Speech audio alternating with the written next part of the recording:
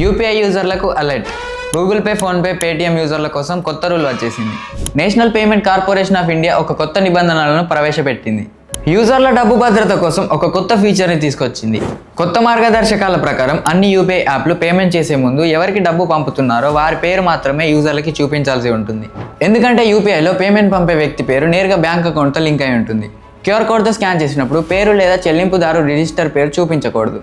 యూజర్ల అసలు పేరు మాత్రమే కనిపించాలి. ఒకవేళ యూపీఐ యూజర్లు డబ్బు పంపే వ్యక్తి పేరును యాప్లో మార్చేందుకు ఏదైనా యాప్ వినియోగించినా యూపీఐ యాప్ డిసేబుల్ చేస్తాయి. మీ కాంటాక్ట్ లిస్ట్లో సేవ్ చేసిన పేరుతో సంబంధం ఉండదు. మీరు డబ్బులు పంపే వ్యక్తి అసలు పేరు బ్యాంక్ రికార్డులలో విధంగా కనిపిస్తుంది. మీరు కన్ఫర్మ్ బటన్ ట్యాప్ చేసే ముందు డబ్బు సరైన వ్యక్తికి వెళ్తుందో లేదో వెరిఫికేషన్ చేసేందుకు ఈ ఫీచర్ ఉపయోగపడుతుంది. అయితే ఈ కొత్త యూపీఐ రూల్ జూన్ 30, 2025 నుంచి అమలులోకి రానుంది.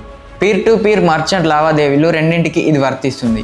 యూపీఐ యూజర్ల అకౌంట్లలోకి ఖచ్చితమైన సమాచారం, డబ్బులు భద్రంగా ఉంచుకోవచ్చు.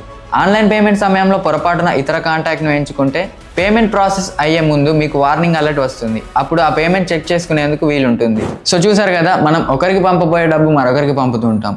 సో అలాంటి మిస్టేక్ జరగకుండా ఈ కొత్త రూల్. ఇన్ఫర్మేటివ్ వీడియోస్ కోసం చూస్తూనే ఉండండి మన వంశీ టీవీ టెక్.